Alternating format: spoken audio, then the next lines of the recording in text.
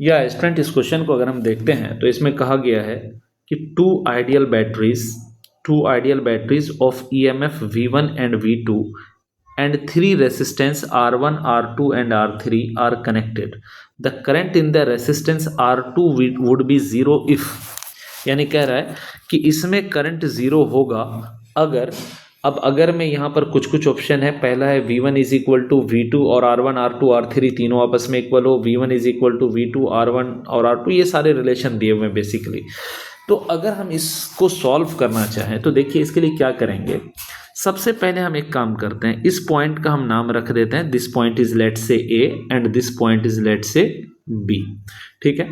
अब अगर आप ध्यान से देखोगे तो ए और बी के बीच में एक रेसिस्टर तो दिख रहा है जिसका नाम R2 है, लेकिन इस ए पर अगर देखा जाए तो इस V2 वाली सेल का नेगेटिव टर्मिनल गया है और बी पर V2 वाली सेल का पॉजिटिव टर्मिनल एक रेसिस्टर के थ्रू गया है। अगर मैं इस रेसिस्टर को इस सेल का इंटरनल रेसिस्टेंस मान लूँ और इस R1 को V1 का इंटरनल रेसिस्टेंस मान लूँ तो मुझे ये नेटवर्क कुछ कुछ ऐसा दिखाई देगा कि लेट से कि ये हमारा V1 है और V1 के अंदर में जो रेसिस्टेंस है, V1 के जो अंदर में रेसिस्टेंस है, इस रेसिस्टेंस का नाम हम R1 दे देते हैं। तो ये पॉइंट मुझे दिख रहा है कि ये A पर जुड़ा हुआ है और ये मुझे साफ साफ B पर जुड़ा हुआ दिख रहा है। यानी कि अगर मैं V1 की बात करूं तो V1 का ये पॉजिटिव अगर आप देखेंगे तो R1 रेसिस्टर के थ्रू कहाँ चला गया है, A पर चला गया है और इसका नेगेटिव टर्मिनल सीधा सीधा B पर चला गया है, कुछ ऐसा। लेकिन अगर वहीं आप दूसरी सेल को देखोगे तो दूसरी सेल का नेगेटिव सीधा सीधा A से जाके जुड़ा है, यानी कि ये हमारा दूसरी सेल का नेगेटिव सीधा सीधा ए से जाके जुड़ा है और इसका पॉजिटिव एक रेसिस्टर R3 के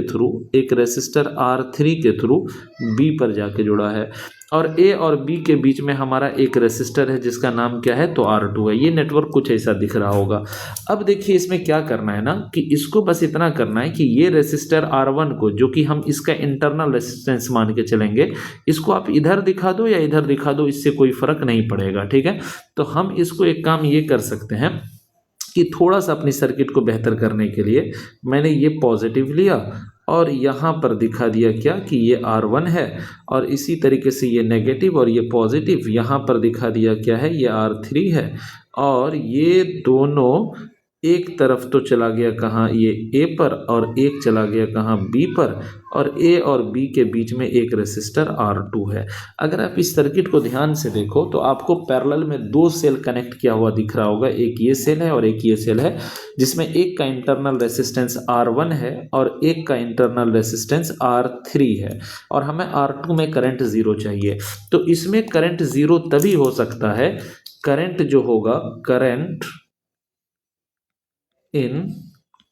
R2 will be zero only when E equivalent is equal to zero. अब इस सेल का, अगर ये दो पैरेलल में हमें सेल दिख रहा है, इन दोनों का अगर हमें E इक्विवेलेंट निकालना चाहें या कह लीजिए V इक्विवेलेंट, E इक्विवेलेंट या इसी का नाम आप V इक्विवेलेंट दे दीजिए, ये हमें निकालना है। तो हमें पता है कि पैरेलल में जो V इक्विवेलेंट निकाला जाता है वो होता है क्या, V1/R1 प्लस हो जाएगा क्या, अब चूंकि पोलैरिटी अपोजिट है, इसका पॉजिटिव लेफ्ट में है और इसका पॉजिटिव राइट में है, तो एक को प्लस में लिखेंगे तो दूसरे को माइनस में लिखना पड़ेगा, यानी V1/R1 माइनस हो जाएगा V2 बाय, अब इसका इंटरनल रेजिस्टेंस R3 है तो V2/R3 और इनटू कर देंगे क्या, R इक्विवेलेंट। अब यहाँ पर क्या है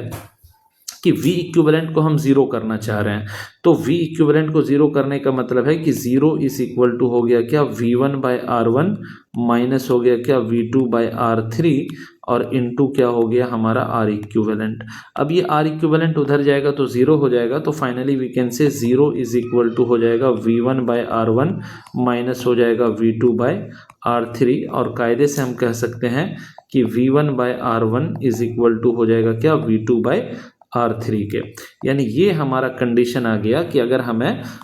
हमें for current in R2 zero, current अगर R2 में जीरो चाहिए तो हमारा ये कंडीशन आ गया क्या,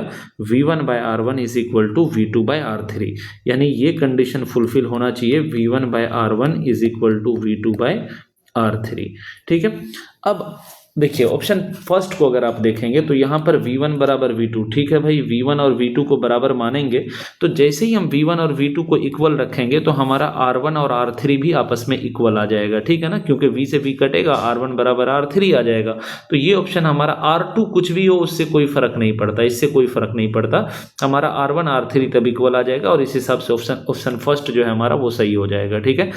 सेकेंड ऑप्शन में कह रहा है कि V1 equal to V2 and R1 is equal to 2R2। नहीं, अगर हम V1 और V2 इन दोनों को इक्वल कर देंगे, यानी मान लीजिए ये V अपॉन हम R1 करेंगे और यहाँ पर भी V अपॉन R3 करेंगे, ये कटेगा तो हर हाल में R1 बराबर R3 आएगा। लेकिन अच्छा, हाँ ठीक है, तो हमें यहाँ पर भी दिया हुआ है कि R1 और R3 आपस में इक्वल है दोनों, बीच में R2 कुछ भी हो गया है तो R2 से अपने को कोई लेना देना नहीं है, यानी इस हिसाब से हमारा ऑप्शन बी भी जो है वो भी करेक्ट हो जाएगा। लेकिन अगर हम ऑप्शन सी को देखते हैं तो ऑप्शन सी में क्या कहा गया है, ऑप्शन सी में कहा गया है कि V1 is equal to 2V2, यानी V1 को अपने को क्या करना है, V1 को हमें 2V2 पुट करना है। तो V1 को अगर हम 2V2 पुट कर देते हैं तो हम कहेंगे 2V2 अपॉन में R1 इज इक्वल टू हो जाएगा क्या, V2 अपॉन R3, क्योंकि V1 को क्वेश्चन ने बोला है कितना डालने के लिए, 2V2, यहाँ पर ऑप्शन में आप देख सकते हो V1 is equal to 2V2 है।